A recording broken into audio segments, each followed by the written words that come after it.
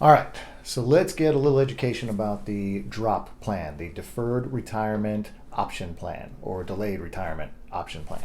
Uh, what the DROP is a way for somebody to stay in the exact same position that they currently hold, continue to work for the same employer, same spot, continue to receive a salary. They will continue to receive benefits from their employer, so like their health care and everything would still come from their employer, but they retire. So basically, I'll use me as an example. I'm a 22-year guy. If I were to choose, I want to enter the drop. I would choose right now that I am dropping. My day-to-day existence for the Louisville Fire Department would not change at all. I'd still go to work every day. Nothing would be different. However, as far as Frankfurt is concerned and my pension is concerned, it would freeze at that moment. So my 22-year pension would freeze right there, and would not go up. So in other words, if I stay on for another few years, that 2.5% for the other years that I stay, do not get that. If we received any raises that could impact my pension, I wouldn't get that. Overtime that held underneath that 10% spike, I would not get any of that. I would freeze, and as far as the system was concerned, I basically would be retired. So they would start issuing pension payments, but not to me. It would go into an account separate from the rest of the pension. Well, and that's something that we're working on with this one. We're still waiting this ride. We don't have a draft yet. Whether the system wants to put those payments and just keep them within the same exact pension system and just do it electronically. But basically, that pension payment would go to my drop account and build. For me, when it comes to my payroll, my 8% pension contribution would go to that account as well. So you'd get my pension payment as well as my 8% contribution goes in there to hopefully build. The city, the employer, would continue to pay what is the D.R.O.P payment, the actuarially required contribution, to the system. It would not go to my account. So that would just go to the system. So the city still has to pay. I still have to pay. The city helps to pay down the unfunded liability more quickly because it's going in there and my pension payment froze. I am now building an account, and let's say I work 2 years, 3 years, 4 years. I would keep getting my salary. They'd still pay my health insurance. And then when I fully retire and leave service with Louisville, whatever built up in that account, say 3 years worth of pension payments plus my contribution, now that comes to me as a nice little nest egg. So you could be looking at anywhere from $100, $200, $300,000 depending on what your salary is, what your pension would be, and how long you stay in the drop. We are looking at a minimum time of 1 year, maximum time of 5 years within that drop program. To get back to some of the things that we are trying to change with this one is some other drop plans around the country. A lot of states have them. Some have been very successful and beneficial. Some have not. The ones that have not are the ones that guarantee a return on that money. So in other words, that money would go into an account. Baltimore did this, and they said, we're going to guarantee like 8% return.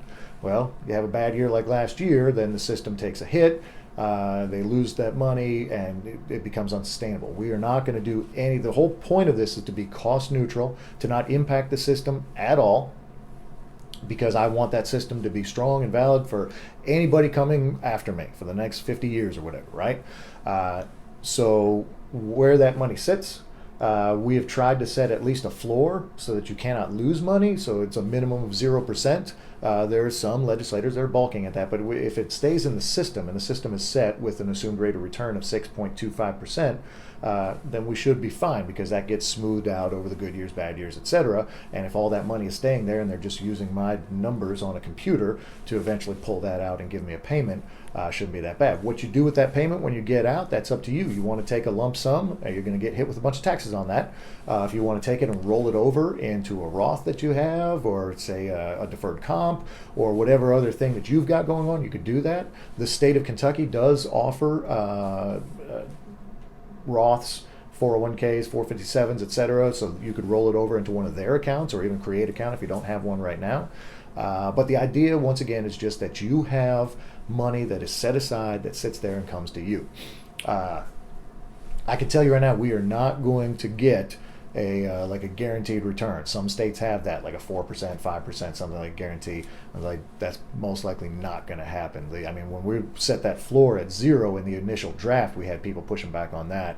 But I still, that's what we're fighting for. We don't want anybody to lose money. I actually, if anybody saw my testimony, I said stick it in a mason jar, bury it out in a field, just so long as it's there and it's a nice little nest egg that you can receive.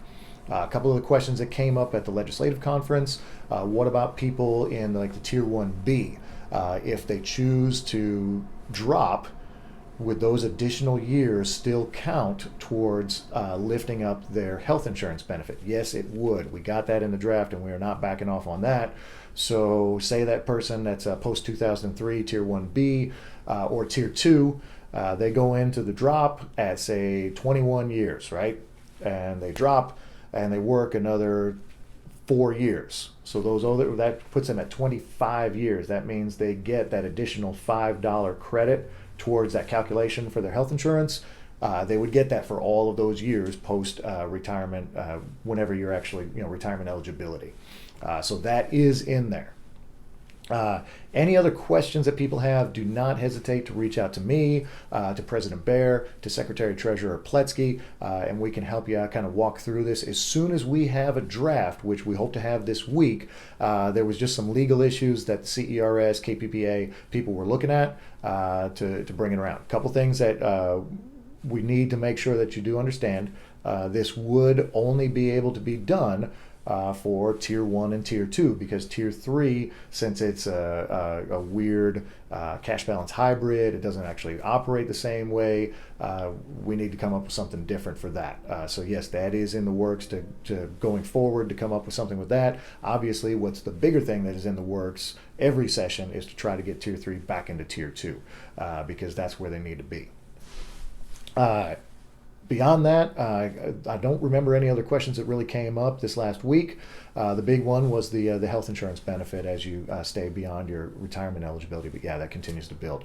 So as soon as we have something, we'll put it out there. But contact your legislators. Let them know that you support the drop. Ask them to support the drop. We're getting some pretty good traction on this, and we're pretty hopeful that we can get something rolling. It may not happen this session, because it is a short session, and getting something done, especially when you're just now dropping a bill this late, could be difficult. However, certainly we can be building on it to get into the next one, but we'll see. But that's up to you all to continue to contact your legislators, let them know, support the drop. So stay safe out there, and we'll keep fighting for you in Frankfurt.